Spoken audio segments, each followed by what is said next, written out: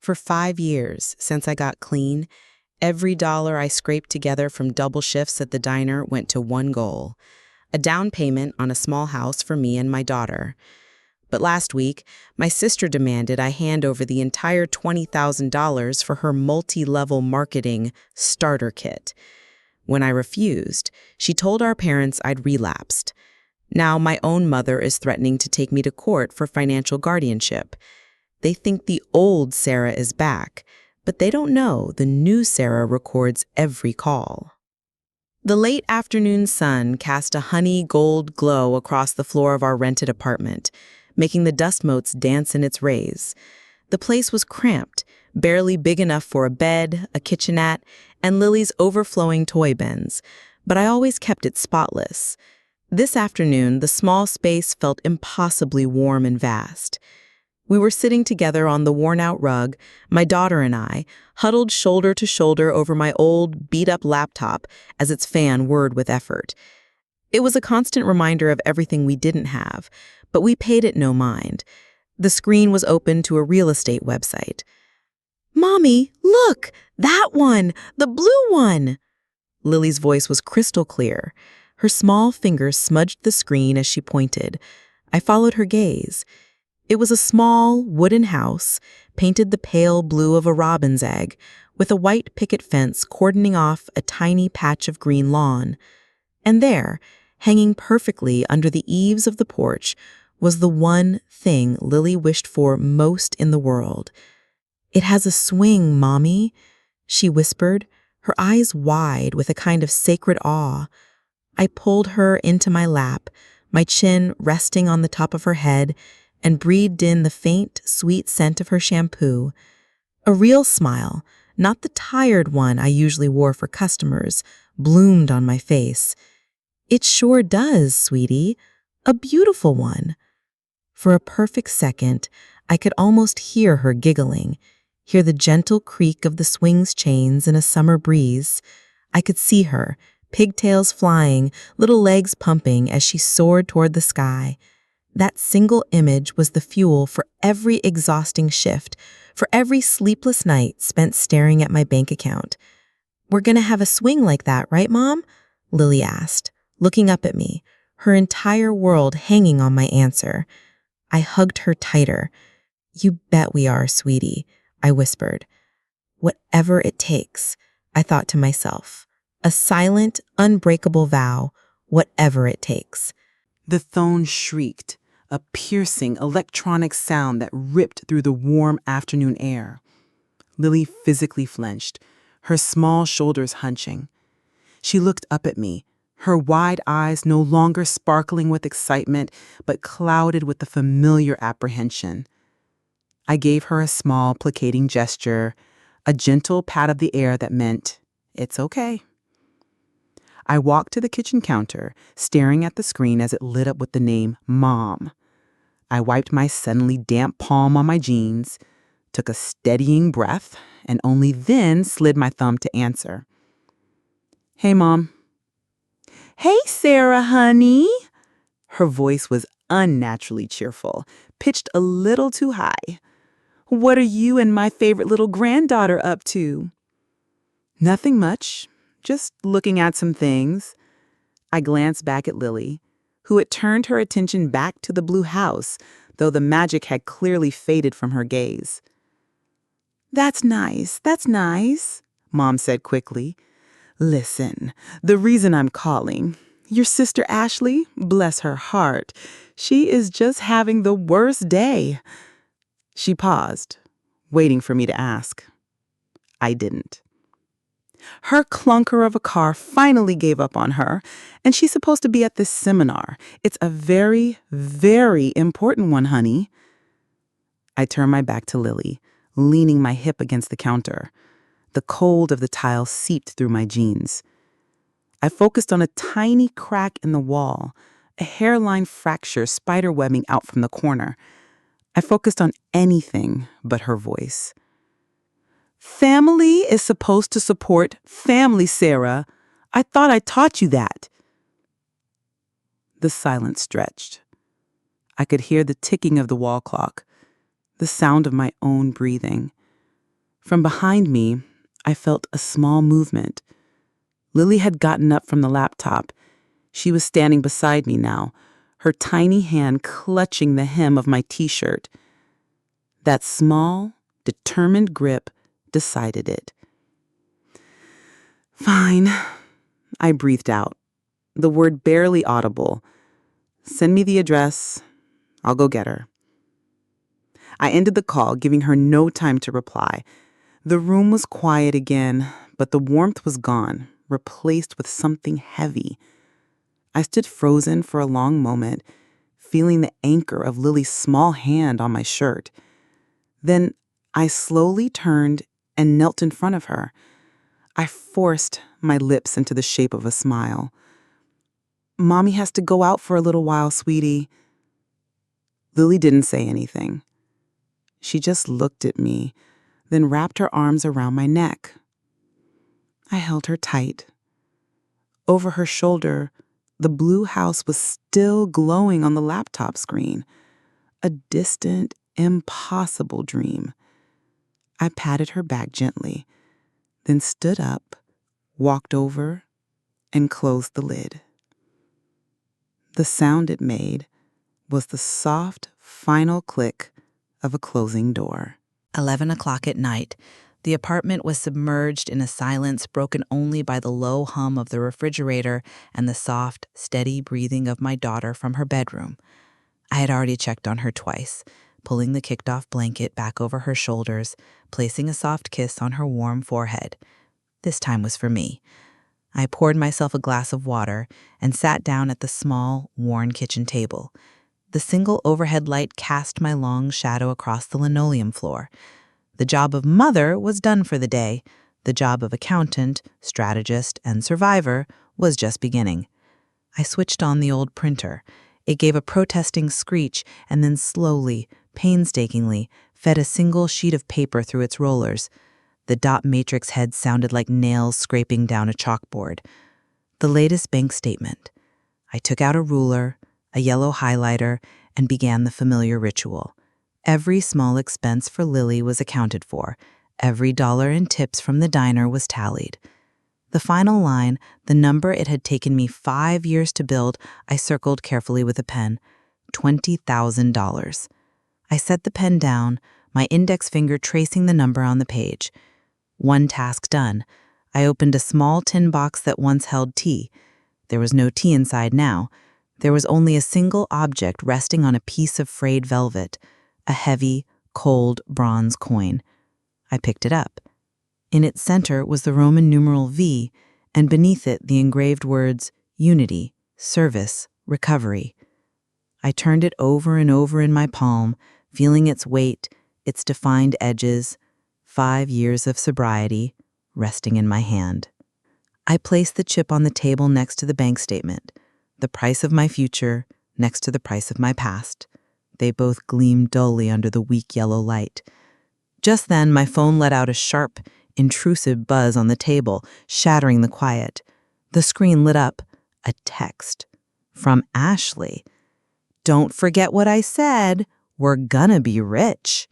The emojis blinked stupidly. I stared at the message, then at my 5-year chip, then at the $20,000. A faint tremor started in my hand. I didn't text back. I slowly turned the phone over, placing it face down on the table. I pushed the papers and the chip away from me as if they were hot to the touch. Then I stood, walked to the window, and looked down at the empty street below, at the lonely halos of the streetlights. I didn't cry. I just closed my eyes and pressed my forehead against the cold glass of the window pane. The chill of it seeped into my skin. A welcome, numbing emptiness. The summons came on a Thursday evening. It was my father who called, which was rare. His voice on the phone wasn't his usual easygoing, rambling self. It was heavy, with a strange formality, as if he were reading from a script. "Sarah, we need you to come for dinner on Sunday," he'd said. 7 o'clock. Your mother and I have something important to discuss with you. It wasn't an invitation. It was a command. I'd started to say I might have to work, but his tone cut off any potential refusal at the root. "Okay, Dad, I'll be there," was all I could manage. When I arrived on Sunday, the smell of roast chicken and herbs spilled from the house, a familiar, comforting scent of home. But the feeling vanished the moment I stepped into the living room. The room was silent. The television was off. No music played. My father sat in his leather recliner, hands placed squarely on the armrests, his posture ramrod straight. My mother and Ashley sat side by side on the sofa. Mom was smoothing an invisible crease on her pants, and Ashley was sitting tall, arms crossed, a small, smug smile playing on her lips. They were all silent, just watching me enter. They were waiting. A tribunal. "Hey, Dad. Hey, Mom. Ashley," I said, my voice sounding thin and out of place in the heavy quiet. "Sit down, Sarah," my mother said. Her voice was brittle. "No one asked me to check on the chicken. No one asked about Lily or my job." I took the lone armchair opposite them, feeling like a defendant taking the stand. The space between me and the sofa felt like a mile-wide canyon. And then I saw it. Placed perfectly in the center of the oak coffee table, stark against the polished wood, was a catalog. It was thick, glossy, and pristine. On the cover, a blonde woman smiled serenely in a field of lavender, cradling a small vial of oil. Above her, the words "Aura Life" were embossed in gleaming gold script. Ashley shifted slightly. She didn't look at me, but I saw her hand reach out, the tip of one finger nudging the catalog a few inches closer to me. A small, deliberate, theatrical gesture. My father cleared his throat, a dry sound that seemed to echo in the stillness. He looked at me, not with the eyes of a father, but of a man about to make a business proposition. "Sarah," he began, "we brought you here tonight to talk about Ashley." My mother immediately picked up the thread as if on cue. "Your sister has found a real opportunity, Sarah. A passion, a genuine career that could change her entire life." I looked from my father's serious face to my mother's performance of heartfelt emotion and to the triumphant smile beginning to bloom on Ashley's face. I looked at the catalog. The smell of the roasting chicken suddenly made my stomach turn. My father leaned forward slightly in his chair. "Sarah, and we, as a family, need to support that. We think it's time you stepped up and did your part as her sister." My father's words hung in the suffocating air. "Do your part as her sister." He said it like it was a sacred duty, a debt I had somehow failed to pay. Ashley took it as her cue. She leaned forward, placing her hands on the Aura Life catalog, her eyes shining with a zealous light. "It's not just about selling oils, you know," she began, her voice flush with the passion of a convert. "It's about building a wellness community. It's about empowering women. I'm on the verge of hitting diamond tier, see? That's passive income, financial freedom. You wouldn't have to worry about me anymore." She delivered that last line while glancing at our parents, a perfect performance of the dutiful daughter.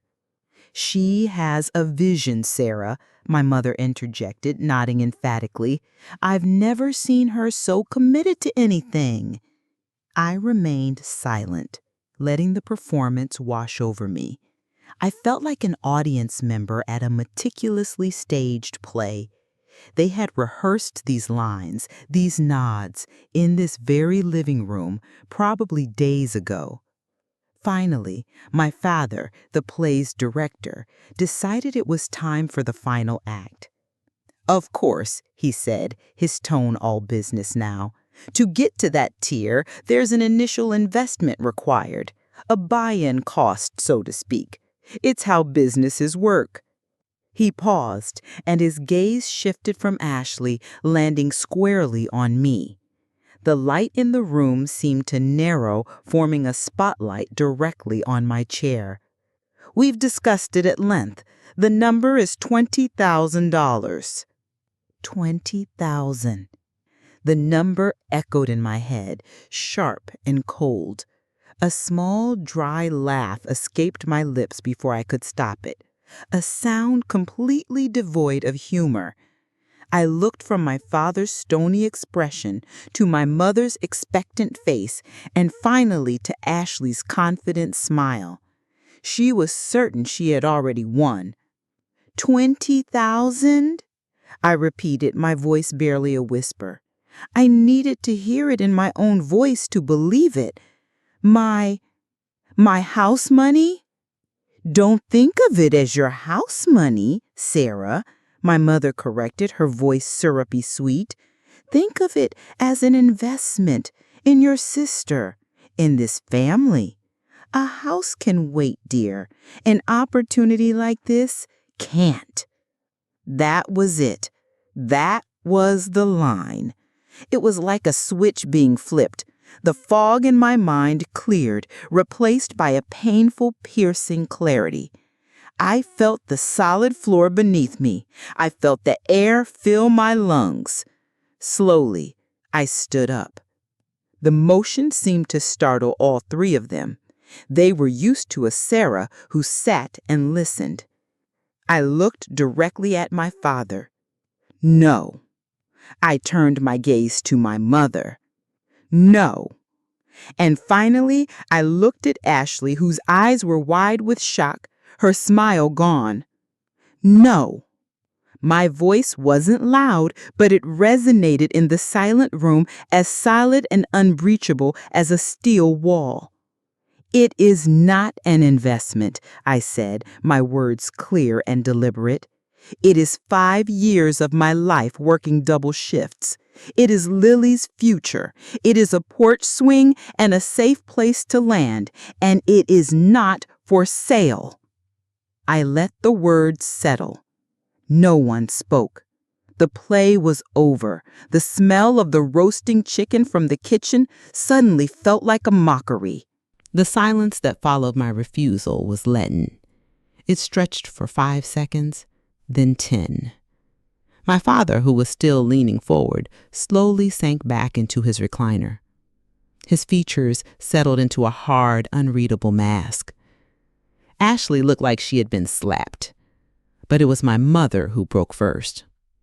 She made a small sound, a dry, dismissive, "Ah!" The pleading concern on her face vanished, replaced by an expression as sharp and cold as ice. "I see," she said, her voice completely stripped of its warmth. "After everything we've done for you, all the money we poured into those clinics, tens of thousands of dollars, we didn't give up on you when everyone else did. And now, when your own sister needs one small thing, this is your answer?" She stared at me, her eyes narrowing. "I always knew it. That selfish girl is still in there somewhere." Every word was a familiar dagger. But for the first time, they didn't hit their mark. I remained standing. Ashley took her cue. Tears welled up in her eyes, and the performance began. "I knew it," she sobbed, her voice theatrical and trembling. I told you she'd never support me." She turned to me, tears now streaming down her cheeks. "You've always been this way. You can't stand to see me have something good for myself. You're jealous of me, that's what it is, because I didn't make the same messes you did." She shrieked the last part, burying her face in her hands as her shoulders began to shake. My mother immediately wrapped an arm around her, stroking her back while glaring at me over her favorite daughter's head. I waited. I knew it wasn't over. Finally, my father spoke. He didn't raise his voice. It was low and steady, which was infinitely more terrifying than their shouting. "Your mother and I have sacrificed a great deal for you both. I work myself to the bone to pay for your mistakes and to give your sister the best. It seems only one of you remembers that." He shook his head slowly, a gesture of profound disappointment. "I don't ask for much from you, Sarah. Just a little gratitude, a little grace. But perhaps that's expecting too much." He sighed, a heavy, final sound of judgment. "I am very, very disappointed in you." The room fell silent again, punctuated by Ashley's theatrical sobs. The smell of the roasting chicken was cloying now, making my stomach churn. I looked at the three faces staring back at me, one cold, one weeping, one disappointed.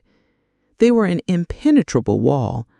There was nothing left to say. There was no point.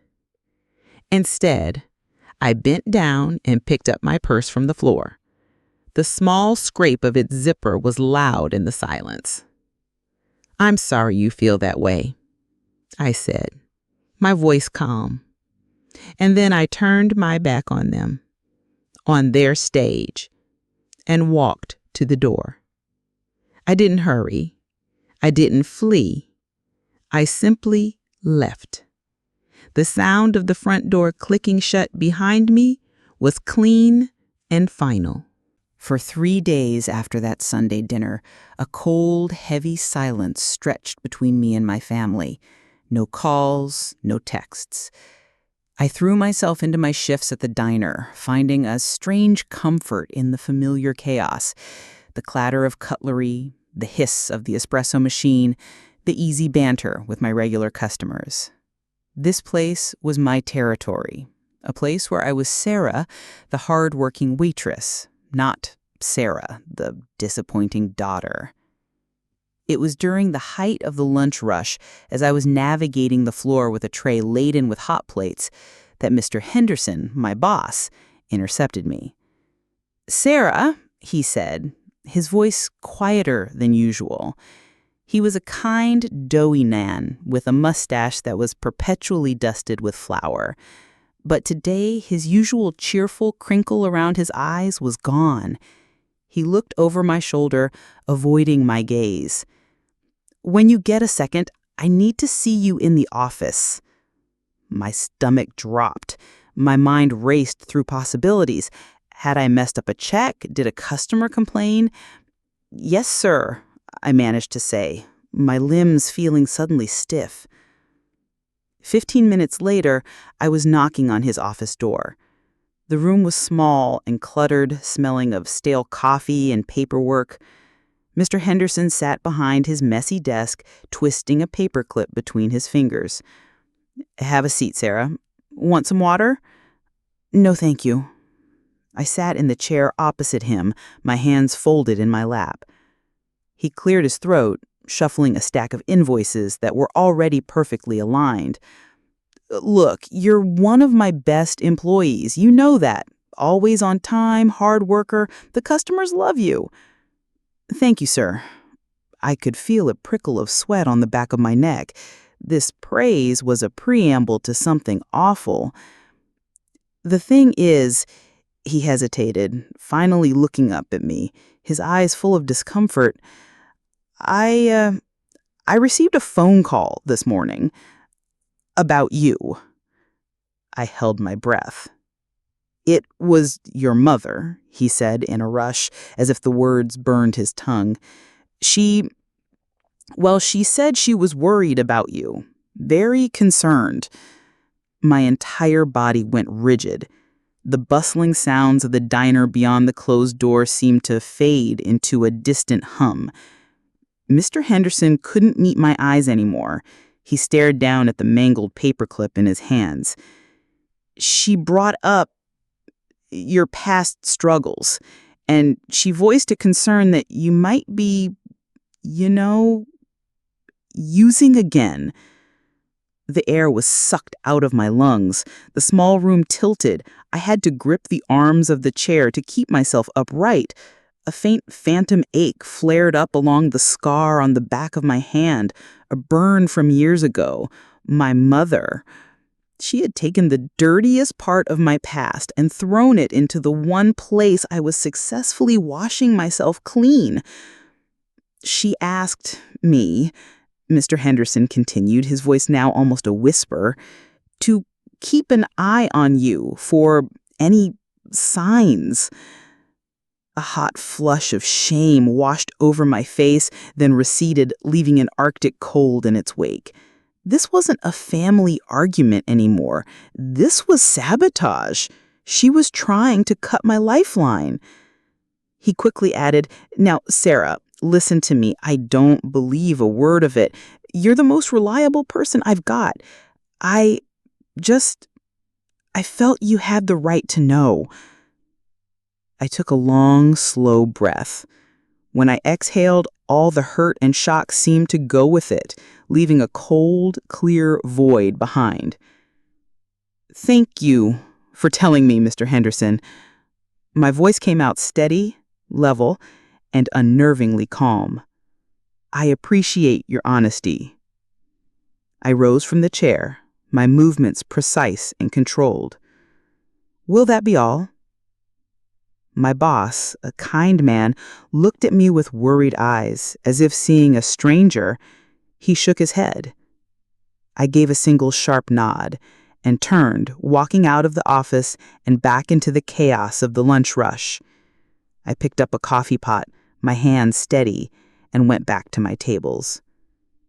But something inside me had irrevocably broken, and something else, something much harder and colder, was taking its place. The last 2 hours of my shift passed in a blur. I moved like an automaton. "Here's your coffee. Your order will be right out. Thank you. Have a good day."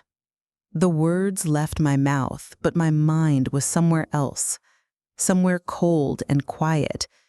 The clang of silverware, the cry of a baby, the sound of Mr. Henderson calling out an order. It was all just distant, muffled noise. My coworker, Maria, shot me a few worried glances, her mouth opening as if to ask a question, but she always thought better of it. She could see the invisible wall I had built around myself. The drive home was mechanical, a series of familiar turns made on pure instinct, but the image of Mr. Henderson's face, etched with pity and discomfort, kept flashing in my mind. It was followed by the imagined image of my mother's face, her voice whispering poison into a phone receiver. The humiliation began to boil in my chest, hot and acidic. My hands clenched the steering wheel, my knuckles stark white against the worn leather. The car swerved.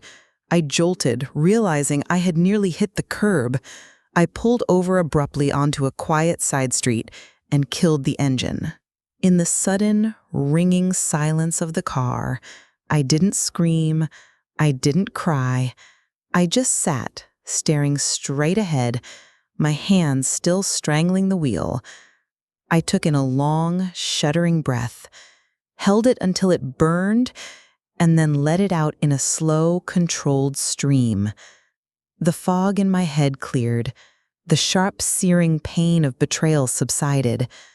What was left was something else, something hard and heavy and cold. When I got to my apartment, I shut the door behind me, the deadbolt clicking into place with a sound of finality. The apartment was empty and silent. Lily was at a friend's house for an after-school play date. This quiet wasn't loneliness, it was focus.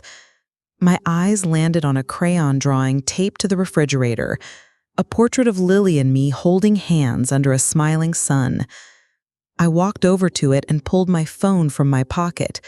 The lock screen lit up. It was Lily's school picture from last year, her in a floral dress, grinning a wide, gap-toothed smile. Her eyes were clear, trusting, and completely certain that her world, that I would keep her safe. I stared at that face, the face that was the reason for everything, the reason for 5 years of sobriety, the reason for $20,000, the reason I was not allowed to break. My thumb stroked the glass. Never again. I whispered to my own reflection in the dark screen. My voice wasn't shaky. It was low and solid. Then I put the phone away. Without a moment's hesitation, I walked directly to the closet in my bedroom. I wasn't looking for clothes. I knelt, pushed aside a few old pairs of shoes, and from the very back corner, I pulled out an old shoebox. I carried it to the kitchen table, into the late afternoon sunlight, the same table where I had sat just nights ago, feeling the weight of the world. Now, it was my war room. I placed the box in the center and lifted the lid. Inside were stacks of old bills, bank statements, letters. My arsenal. The war had just begun. The afternoon light had deepened to a burnt orange, casting long shadows across the kitchen table. The shoebox was empty now. Its contents, a chaotic history of years of my unconditional giving, were now sorted into neat, damning piles. One pile was for Ashley's phone bills I had paid. Another was for her car repairs. A third, the thickest, was a collection of small cash withdrawal slips, each one an answered prayer for some forgotten emergency. The paper trail was complete. It was time for the digital one. I set my old laptop next to the stacks. The familiar home screen blinked to life, and I got to work. First, the text messages. I opened the messaging app on my computer, synced to my phone, and began to scroll back in time. Past last week's fight, past the request for a ride, past the hollow holiday greetings. I scrolled and scrolled.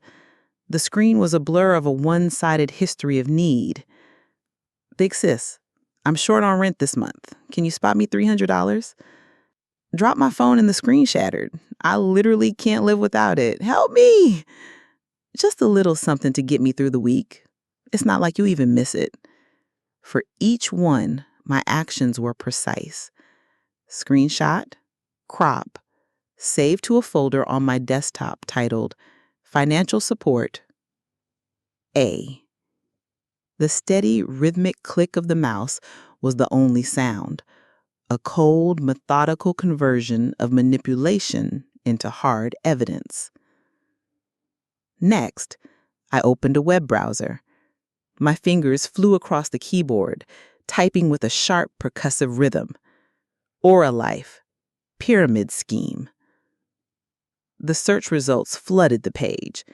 Investigative reports from legitimate news outlets, blog posts with titles like How I Lost $10,000 and All My Friends to Life, forum threads filled with heartbreaking stories from husbands and mothers pulled into a vortex of debt. I selected the 3 most detailed articles. My eyes scanned the key phrases: recruitment-based compensation model, predatory recruiting tactics, over 99% of distributors lose money. Then I hit print. The old printer whined to life, slowly spitting out page after page of corroborated truth. I stapled them together and placed them in a new pile on the table. Finally, the phone. I picked it up again. This time I didn't open the messages. I navigated to a simple voice recording app. A list of audio files appeared, each one time-stamped. My eyes found the one I was looking for. Sunday, 3 days ago. The file length was 47 minutes. I plugged in my earbuds. I didn't want Lily to come home unexpectedly and hear this. I pressed play for only a single second. There was a faint crackle, and then the tinny sound of my father's voice, small and distant through the tiny speakers. As a family, need to support that. I hit pause. It was there. It was real. I pulled the earbuds out. The room was nearly dark now, illuminated only by the glow of the laptop. On the table, the 3 stacks of evidence sat in silent formation. the receipts of the past, the articles of the present, and the recording of the truth. I leaned back in my chair, and for the first time in days, I took a full, deep breath and let it all the way out. I wasn't ready to forgive, but I was ready to fight. The next day passed with a strange, deliberate calm. I took Lily to school, worked my shift, met Mr. Henderson's worried glances with a single, reassuring nod, and picked Lily up. In the afternoon, we baked chocolate chip cookies. The scent of butter and toasted sugar filled our small apartment, wrapping the space in a simple, uncomplicated warmth. We decorated the warm cookies together, Lily piping lopsided smiley faces with colored frosting, and her bright, clear laughter was the only music I needed. This was what I was fighting for. Not the house, not the money.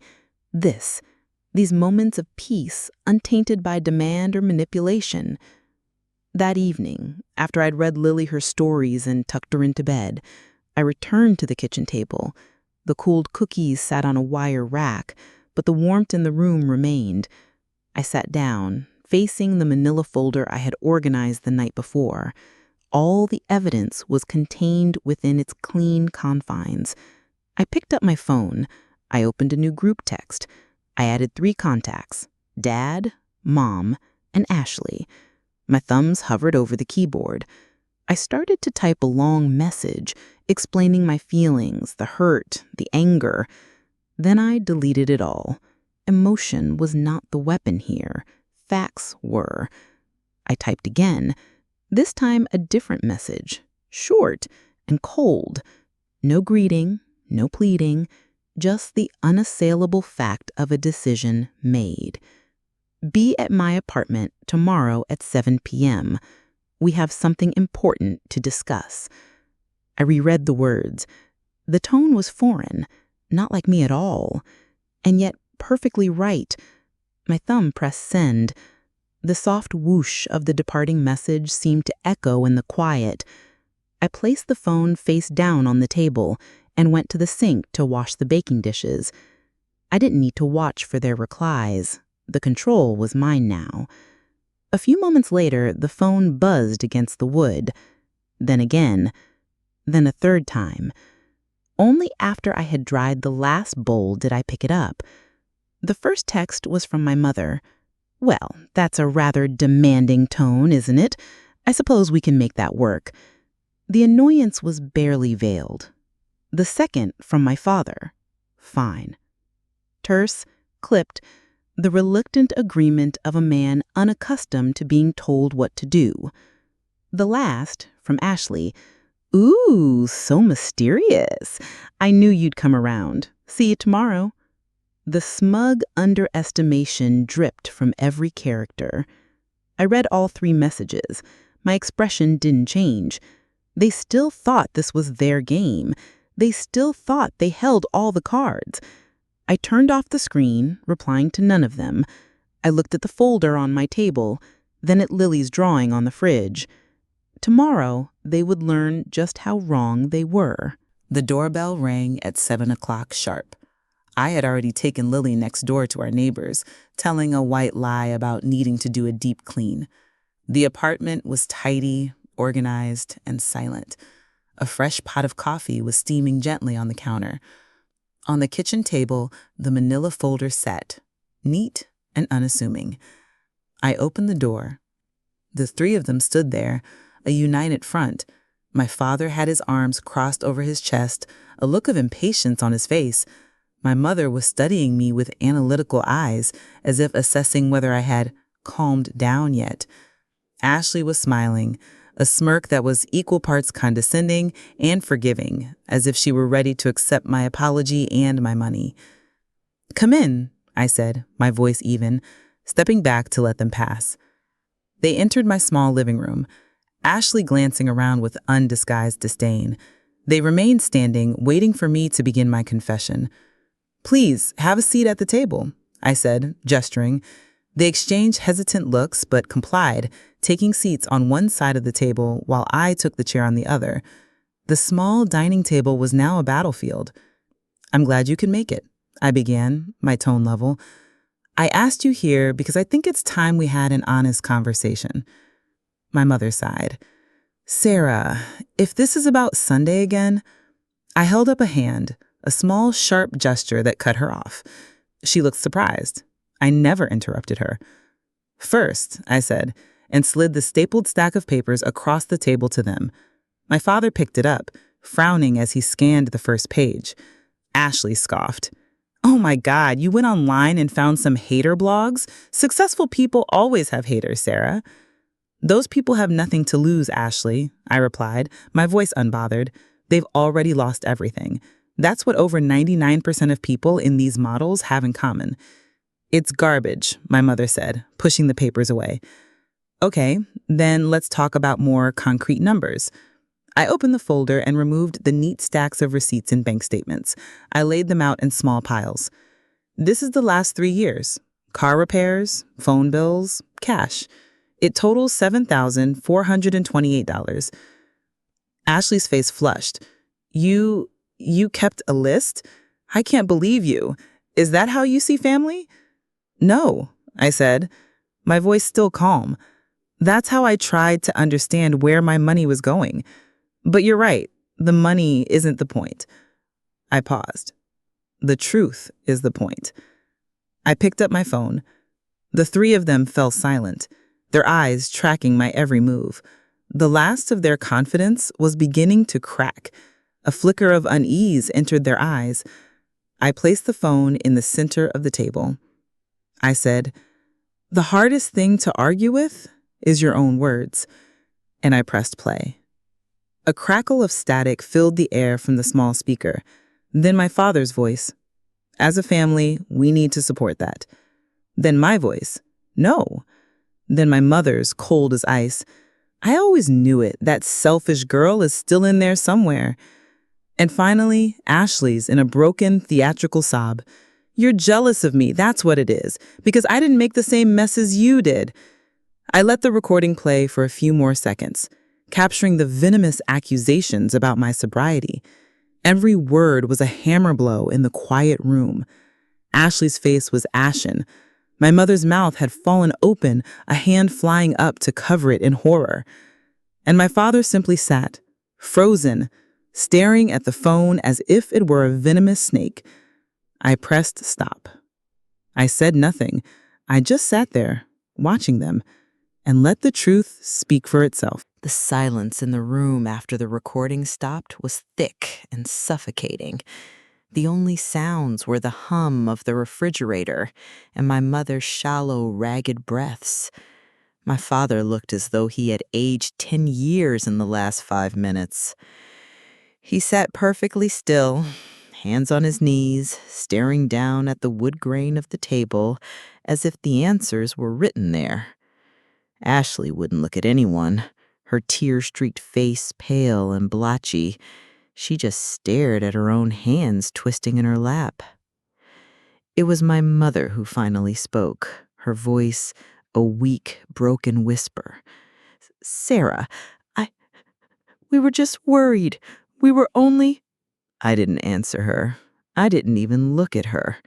Instead, I calmly cleared my battlefield. I gathered the articles about our life, tapping them into a neat stack. I collected the piles of bills and bank statements. Everything went back into the manila folder. I closed the cover with a soft, final thud. The case was closed. Then I stood up. I didn't walk toward them.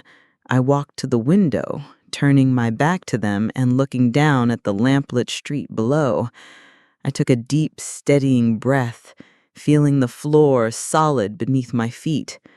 When I turned back to face them, the anger was gone. The hurt was gone. All that remained was a calm as solid and cool as steel. "I will always be your daughter," I said, my voice even and clear in the quiet room. I looked at my mother and father. "And I will always be your sister." My gaze shifted to Ashley. She flinched. "But the person you knew, The one who was always on standby to fix, to pay, to carry, that person is gone. That role is now closed. I walked slowly around the table, keeping my distance. I am no one's backup plan. I am not an ATM, and I am certainly not the scapegoat for anyone else's mistakes or ambitions. My past is not a weapon for you to pull out of its sheath whenever you don't get your way. I stopped directly across from them.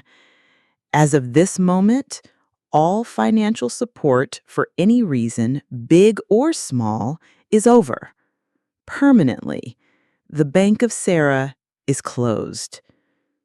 My mother started to say something, her mouth opening and closing, but no words came out. Our relationship, if it is to continue, will be rebuilt from the ground up, on new terms, my terms. You will respect my work. You will respect my home. You will respect the sobriety I fought like hell to earn. And above all, you will respect me as Lily's mother. I held each of their gazes, letting them see the complete absence of doubt in my eyes. This is not a negotiation.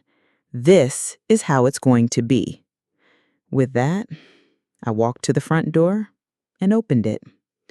The cool night air rushed into the room. I stood there, my hand on the doorknob, holding it wide, an unspoken invitation, a clear dismissal. The meeting was over. I stood there, my hand resting lightly on the open door, the cool night air at my back. For a long moment, none of them moved. They seemed frozen in place, trapped in the silence, their own words still echoing from the phone. Ashley was the first to shatter. The shock on her face curdled into a mask of raw, twisted rage. She shot up from her chair, sending it scraping backward before it crashed onto the floor. The sound made both my parents jump. "You!" she shrieked, her voice sharp with venom. "You planned this. You set me up. You never wanted me to have anything." I said nothing. I just stood and watched her. My silence seemed to infuriate her even more.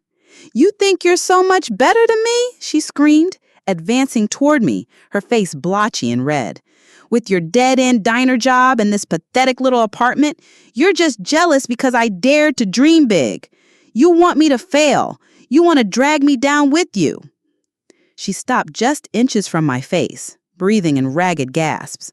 I could see the wild desperation in her eyes. I didn't move back. I just met her gaze, unflinching. "I hate you," she spat, and then shoved past me, her shoulders slamming into mine. She bolted out the door, and I heard her footsteps pounding down the apartment building stairs. Now it was just my parents. My mother rose slowly, her movements stiff and robotic. She didn't look at me. She walked around the table, picked up her purse, her eyes fixed on some distant, empty points in space. As she passed me in the doorway, she paused. She turned her head, and our eyes met. There was no sadness in her gaze, no remorse. There was only a cold, alien look, the look you give a stranger who has wronged you. Then she turned and walked out. My father was the last to leave. He pushed himself up from the table with a visible effort, as if a great weight were pressing down on his narrow shoulders. He couldn't look at me. His gaze was glued to the floor as he shuffled toward the door. He passed me without a word, his back stooped, looking suddenly small and frail. I stood in the open doorway for a long time, listening to their footsteps fade until there was nothing. Then very slowly, I closed the door. I didn't slam it. I simply pushed it shut. The lock clicked into place with a soft, clean sound. I leaned my back against the cool wood of the door, and for the first time in what felt like a lifetime, I breathed. A full, deep, cleansing breath that filled my lungs with something other than anxiety. The invisible weight I had carried on my shoulders for so long, it was gone. I walked through my apartment. I touched Lily's drawing on the fridge. I ran my fingers along the spine of a book on the shelf. I looked out the window at the glittering streetlights below.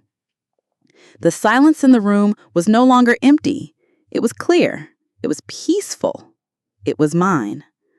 A small, genuine smile touched my lips. The storm had passed.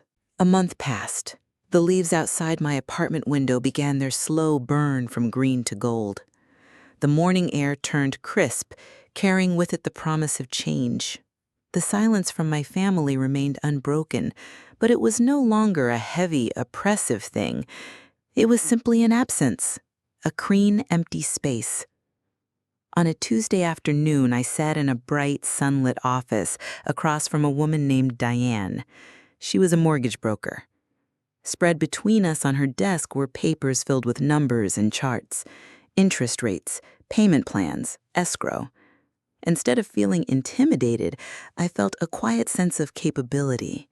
I asked questions. I took notes. The $20,000 in my bank account was no longer a distant dream. It was a tool, a key. "You're in a very strong position, Sarah," Diane said, smiling at me. "You've worked incredibly hard." On my way home, I stopped at the supermarket to pick up groceries for dinner. I pushed my cart down the aisles, choosing vegetables, debating between two brands of cereal. It was normal, mundane. As I wheeled my cart toward the checkout, I heard a familiar voice, but it was stripped of its usual lilting energy. It was flat, robotic. "Do you have a loyalty card?" I looked up. There, under the harsh fluorescent lights of checkout lane 3, was Ashley. She was wearing a cheap, ill-fitting green polyester vest, her name, Ashley, clumsily embroidered on a plastic tag. Her signature blonde hair had dark roots showing, pulled back in a messy bun. Her glittery pink nail polish was more than halfway chipped off. She was scanning a carton of milk, her eyes downcast. Then, as if she felt my gaze, her head snapped up. Our eyes met. A flash of hot, humiliated anger sparked in her expression before it was immediately extinguished by a wave of weary apathy.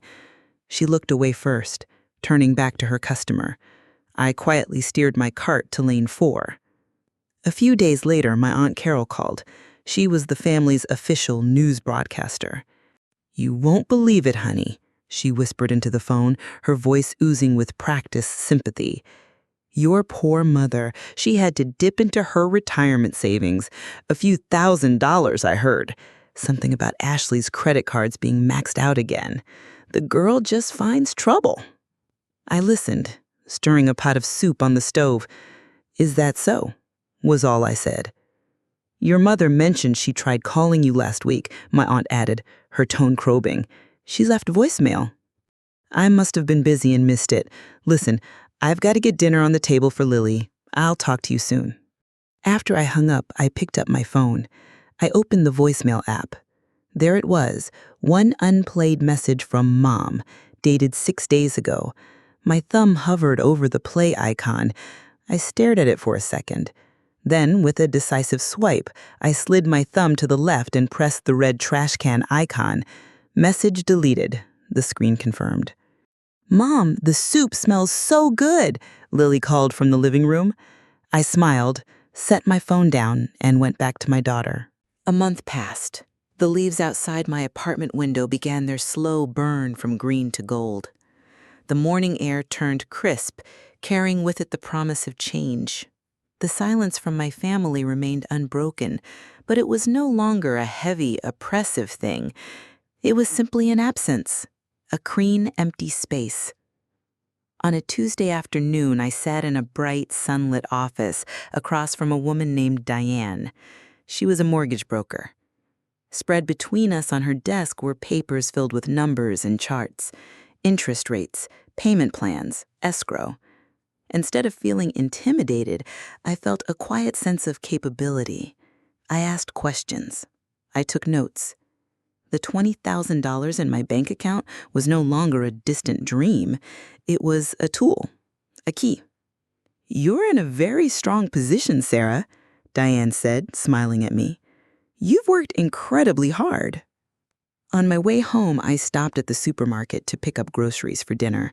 I pushed my cart down the aisles, choosing vegetables, debating between two brands of cereal. It was normal, mundane. As I wheeled my cart toward the checkout, I heard a familiar voice, but it was stripped of its usual lilting energy. It was flat, robotic. "Do you have a loyalty card?"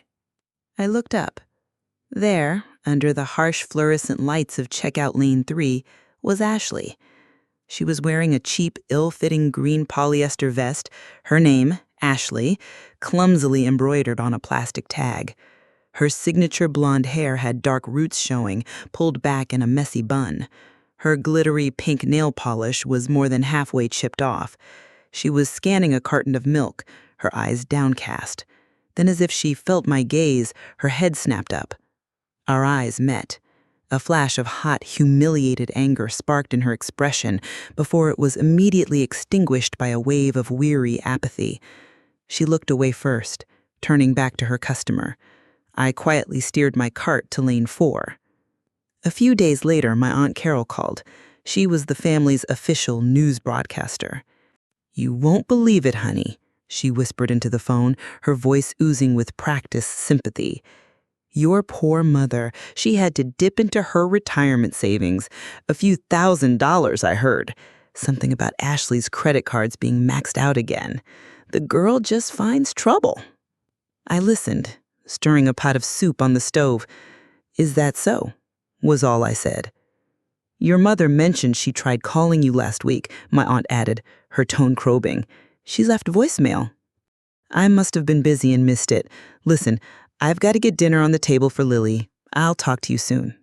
After I hung up, I picked up my phone. I opened the voicemail app.